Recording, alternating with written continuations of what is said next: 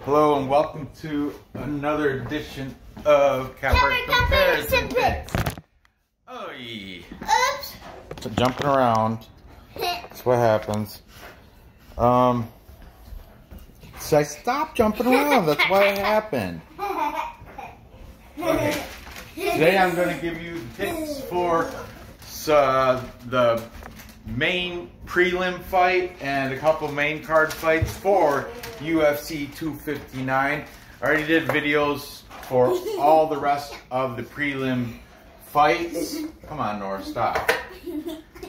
Be sure to check those out, and we're going to get right into this.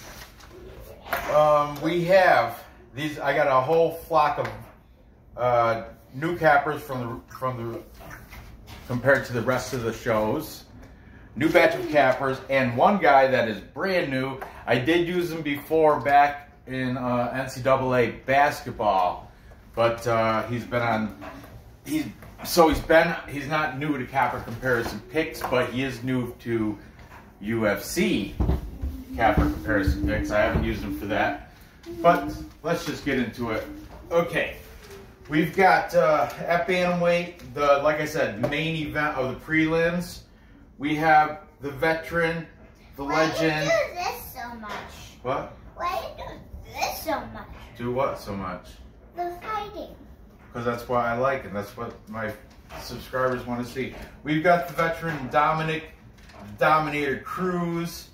I do right.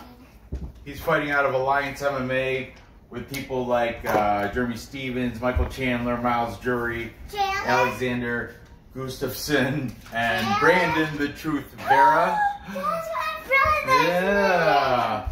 A little fact, I had a wrestling match against Brandon Truth Vera back in 2000. A BJJ. Just, you were a wrestler? Yeah, a BJJ match against Brandon the Truth Vera. I think it was like, I want to say 2008. He beat me, but he didn't submit me. He beat me by points. Anyway, the Dominic Cruz, he comes in with a record of 22-3. He's the underdog here, plus 120. And he's taking on Kenney. Kenney fights out of Tucson, Arizona. His camps have no fighters that are on Tapology anyway. None that I know of, you know, that are in the UFC. But he fights out of Rise Combat and Luda Elite. So anyway, he comes in. He's the favorite here. 16-2-1 is his record. The total set at 2.5 rounds. If you think it's going over, so does the book. So you're going to be paying a lot of juice on that. Minus 265. If you think it's going to stop short of 2.5 rounds, you get paid almost double. Plus 205. Okay. Dominic Cruz. He's coming off a loss against Henry Cejudo by knockout. But, you know, Henry Cejudo is like, you know, Olympic champ, he retired champ, and all that stuff. That's no shame on that. Then before that, he lost a unanimous decision to Cody Garbrandt, and that was 4 years ago. Prior to that, he did beat Uriah Faber, but Uriah Faber is also out. You know, they're just. Dominic Cruz is 35, going to be 36 very shortly. Kenney, 29. 29, still in that prime area of years. Okay, taking Dominic Cruz. We've got Levi from Hype Check. Hype Check is a group of like 4 or 5 guys. They get together, and but I think Levi is the only one that really, I don't know, he's the spokesman. He's the one I see on the face for UFC picks. They did bad last week, but full disclosure, you know, they're full transparency, I should say. They went like 2-5, and then there was that draw, or something bad like that. I don't know. But anyway, I mean, yeah, MMA Parlay King, man, he pointed that out in our Patreon. And I'm a patron of his Patreon, MMA Parlay King. Well, I'm not using him for this video, but anyway, he's like, look at these guys, Hype Check. They spend hours of research so you don't have to, and they claim to be the top handicapping site on YouTube. not with that record. He's awesome. MMA Parlay King. Anyway, so is Hype Check. Everybody, you know, not everyone can have a good week. Hype Check had a bad week. At least they're being clear with it. Anyway, Hype Check is taking Dominic Cruz. Then taking Casey Kenney, we've got What's Up? Just Bleed MMA.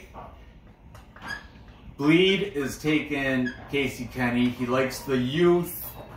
You know, he also, Cruz is, he's kind of got some ring rust. Like I said, his last victory was 4 years ago against Uriah Faber. And then he's lost twice since then. He lost to Cody Garbrandt. Then he got knocked out by Henry Cejudo. Is it Cejudo? Cejudo? Anyway, Triple C, right? So, yeah, Just Bleed is taking Casey Kenney, the younger, hotter fighter. Casey Kenney's coming off that win against Nathaniel Wood, a unanimous decision win. Nathaniel Wood's good, man. I'm high on Nathaniel Wood. Also taking Dominic Cruz, due to his veteran experience, we've got MMA Genie.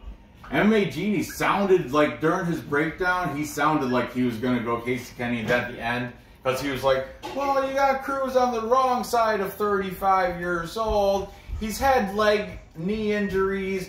He's coming off some injuries. He's, you know, and the whole time, and then at the end, he's like, I'm going to take Cruz with his veteran experience to beat Casey Kenney. That just sounds, okay, all right, good. Then, taking Casey Kenney, we've got Gabe, the Banker. He is from Money Right Fight Club. That's why I put the $sign there. Gabe Killian, Gabe the Banker. He, on his show, of course he had Smack God. And also he had another regular on the show, and fighter, Leon Skip Shabazian. Okay, Leon Shabazian, he's taking Dominic Cruz. He said Dominic Cruz has probably the best, I'm just going to write Shabazian. It's not Edmund, it's not Ed, it's Leon. But he said one of these guys, maybe it was Smack God, they're both taking Dominic Cruz. But one of them was saying that Dominic Cruz has the best fight IQ because he's seen every type of fighter. You know, he's lost to the best. He's got that veteran experience. He's pretty much saying because of his fighter IQ, or it was Smack God, they're both taking him. Smack God and Leon Shabazian. Smack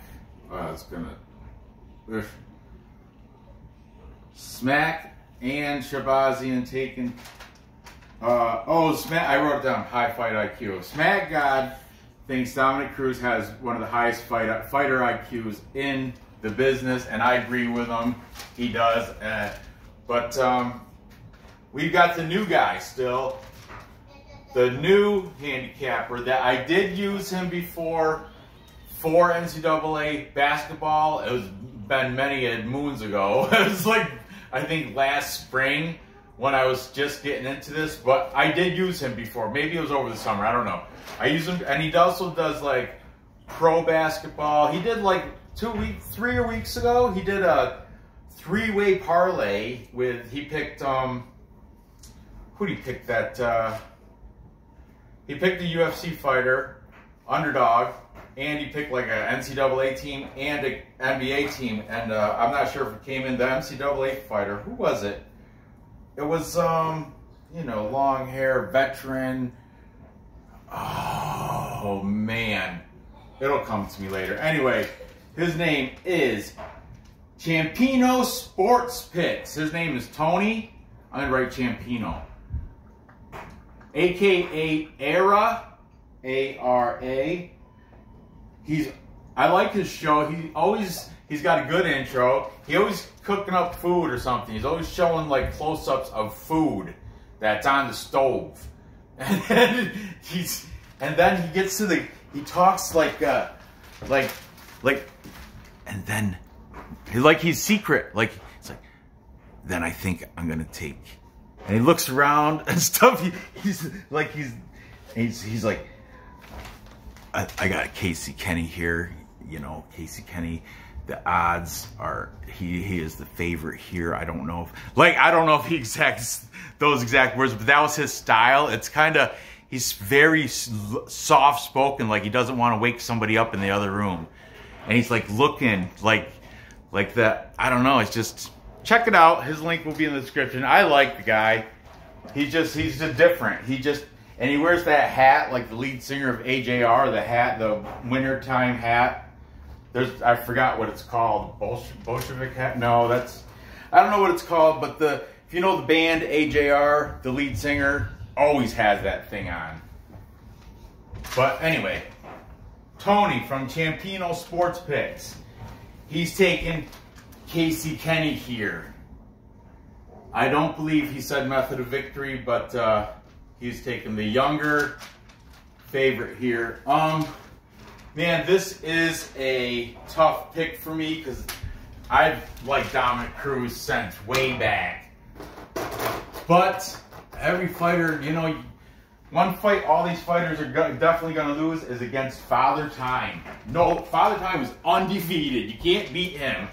And even though Dominic Cruz has the better fight IQ and he got the veteran experience, Casey Kenney's been on fire, boy. I know Cruz is he's got it and he can get it done. I just don't see it happen against this fire plug, Casey Kenney. So I'm taking Kenney here. It's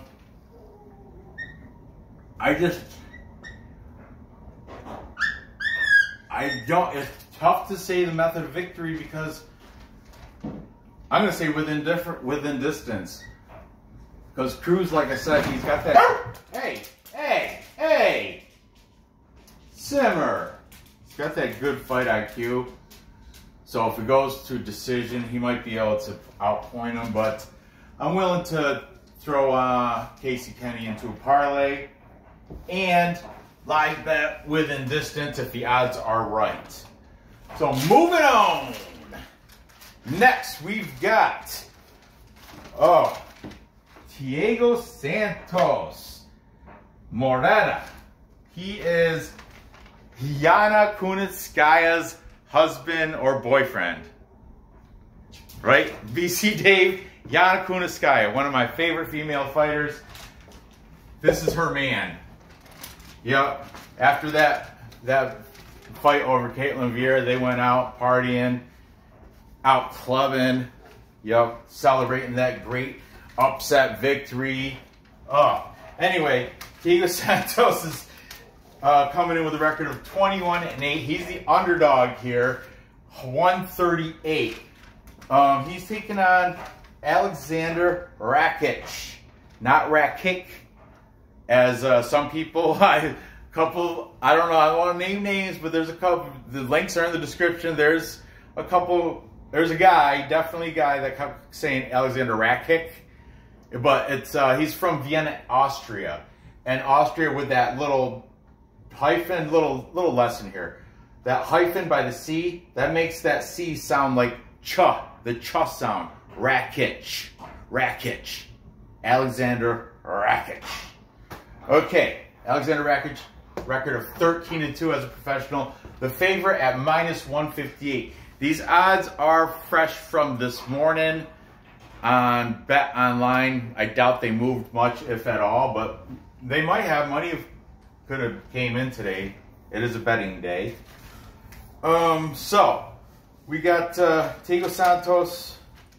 He's fighting at one of my favorite Brazilian schools, Tata Fight Team, with what's his name, Duarte. Tata Duarte, I think his name is, the owner, whom I've met back when he was really fat before the gastric bypass. And he's the one that inspired me to want to learn Brazilian Jiu-Jitsu, because I don't want to go through the whole story again. I went through the story when Poliana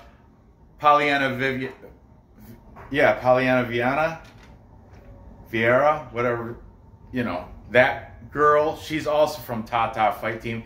And when I went, I have a whole muscle shirt that says we are this is my family. On the back says Tata, Brazil. Rio de Janeiro, Brazil. Anyway, sorry to get off topic. Thiago Santos fights out a team, top fight team down in Brazil. Aleksandre Rakić, he fights out of Gym 23 and also Basic Sports Club. Those are both in Vienna, Austria. I looked through the fighters, the pro fighters that they have listed. Probably they're mostly regional scene fighters. I think Rakić is the only one in the UFC from those places. Okay,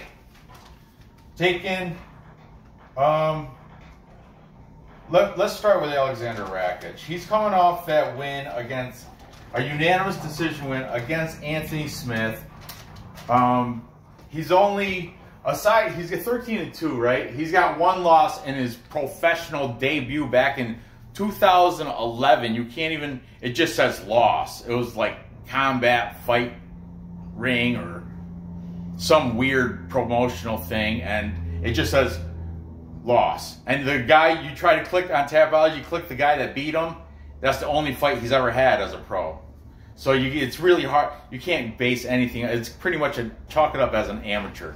Okay, so aside from that, he's only lost one time, and that was the fight before last. Like I said, last fight he won against Anthony Smith. Or it might be two fights before last, but he has a split decision loss against Volkan Ozdemir. And you know those split decision losses, anyone can go in there and be like, oh, he got robbed. If it's split decision loss, that means some people think it went the other way. Unanimous decision loss, some people think it went the other way. So, you know, there is words that he should be undefeated, but it is what it is. He's a 13-2 record. Okay, he does have a 2-inch height and reach advantage for Aleksandre Rakić. I want to say it too, Rakić. Anyway, speaking of Champino Sports Picks is taking Aleksandre Rakić. No, I'm only busting your. I'm busting on you, Tony. I like your. It's good. I like your little UFC leans. It's good. I'm gonna use you still. But Rakić. Champino's taking Rakić, and then so is MMA Genie. He man, I like his new intro. He had a song that somebody made for him, and he has, like, in the background, he shows, like, these guys dancing, these fighters after they, like, a knockout victory or a victory dance. They're doing little shaking and grooving. It's check it out. Links in the description. Also, we've got Hype Check trying to rebound from last week's horrible outing. Levi and company. Then we've got Just Bleed. I always pump up the volume just a little bit when I say Just Bleed. Just Bleed is taking Rakić. Uh-oh, look how this is going, guys. Then we've got the Money Right Fight Club. Last three cappers on the show. I'll tell you what. Two of the Money Right Fight Club are on the side of Aleksandre Rakić. One guy is taking Mohilner. That's the Thor's hammer that Aleksandre Rakić has tattooed on his chest. But the Tapology picture is an old one before he had the tattoo, but now he has a tattoo of Mohilner, the Thor's hammer, on his chest for Santos. So anyway, we just spit it out there. Look, Gabe and Leon Shabazian both taking Rakić and Smack God. I'm going to write big. $sign first. Smack God. Smack God is taking the upset from Thiago Santos, Mohilner. Now hear me out. Hugo Sanchez, he's coming off a loss to Glover Teixeira by rear naked choke, okay? I mean, that happens. Then he had the loss against John Jones.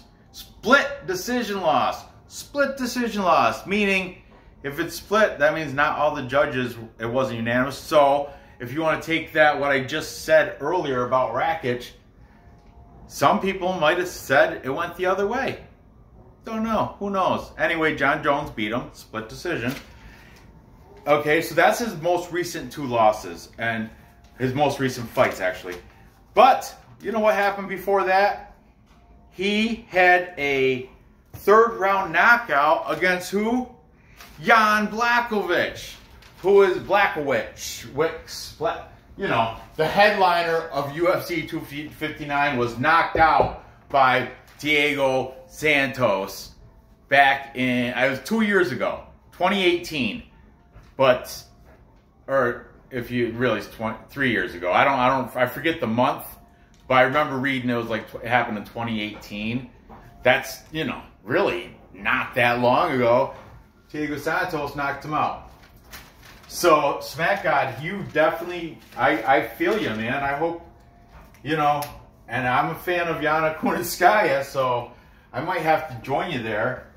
The thing that's kind of pushing me away from this, Thiago Santos, 37.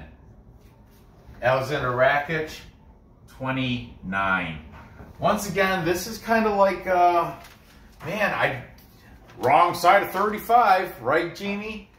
So, if you want to look at it by age, the thing is,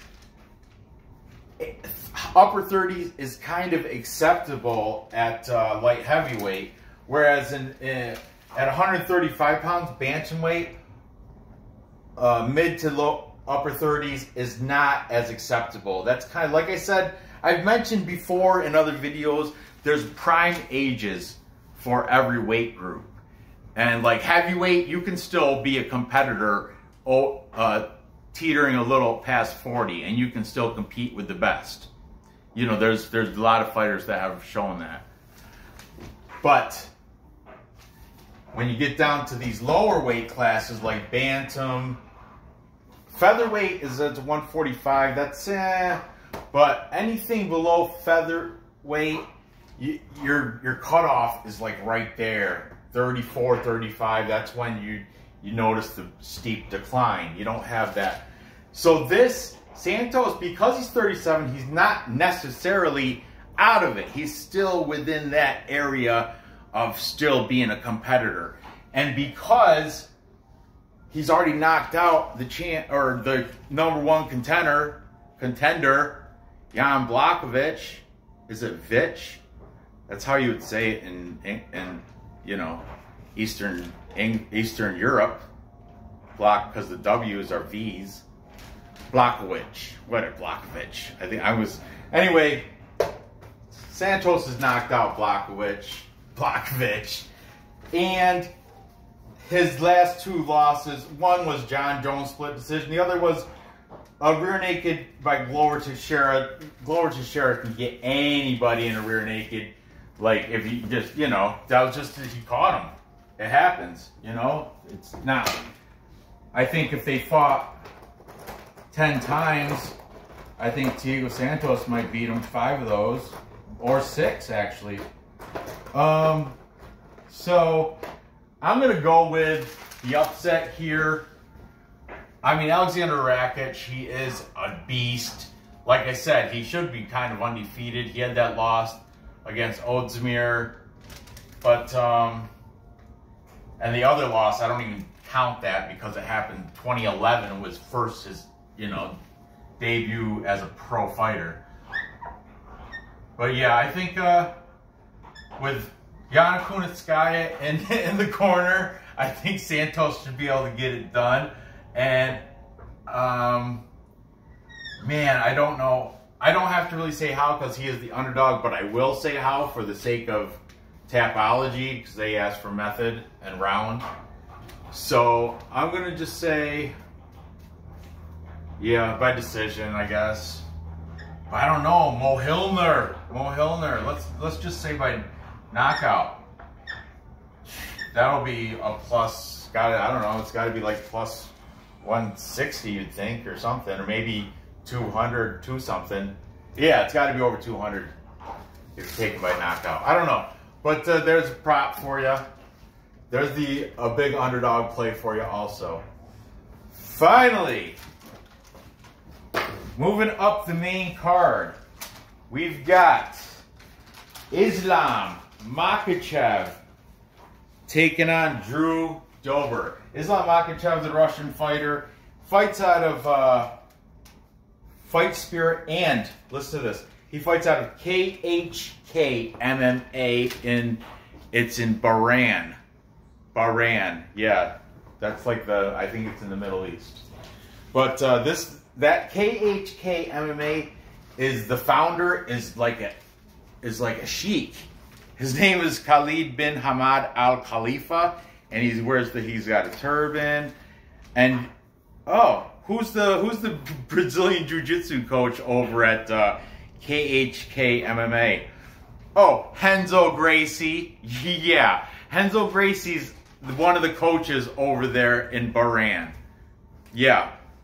And so you got to think the sheik guy probably, you know, got that Arab money, that Persian Arab money, so he can buy the best coaching for those fighters over at KHK. He's got another guy that sounds real familiar, like Kavanaugh, like an American, and I want to say he's familiar from when I used to wrestle. I don't know for sure, but yeah, check it out. It's on Tapology. Just click Makhachev, click KHK, and it'll show you the coaching staff, and then it'll show you the teammates. Which the teammates, I didn't see anybody that I really recognize. They're all, you know, most of them are, of course, Russians, and I believe. Well, no, not all of them though. Some of them, he's got fighters from all like different. There's different flags on there. So anyway, check it out. Islam Makhachev, he's the favorite here, minus 355. Ugh, that is disgusting. How's that so wide? Yeah, I know he's 18 and only 1 loss in his life, but he's taking on Drew Dober, who don't count Drew Dober out. Drew Dober is 23-9, and plus 290. Almost a 3-to-1 underdog, 3-to-1 payout on Drew Dober. Man, that's I don't know. That's very tempting. Anyway, Islam Makhachev's coming off a win against Davi Ramos, unanimous decision. Drew Dober's coming off a win against Aleksandre Hernandez, knockout. Before that, he beat Nasrat Haqparast, who I think is pretty good. Is that the right? Yeah, Drew Dober. Yeah. This is the widest.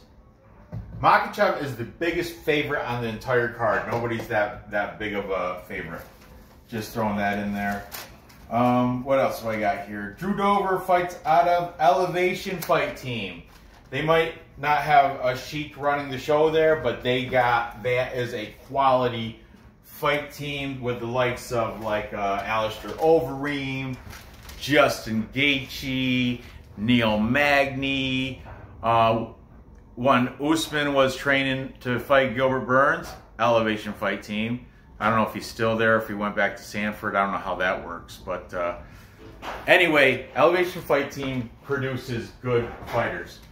And Drew Dober, he's fighting out of there. So keep that in mind too when you're just determining if you're going to take the favorite or the underdog. Big wide spread here. All right, let's see what these cappers have to say about this fight, this lightweight showdown. Lightweight is 155 pounds.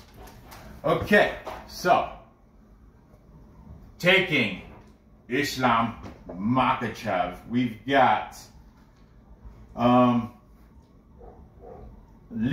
Shabazian. Might as well start with the Money Right Fight Club.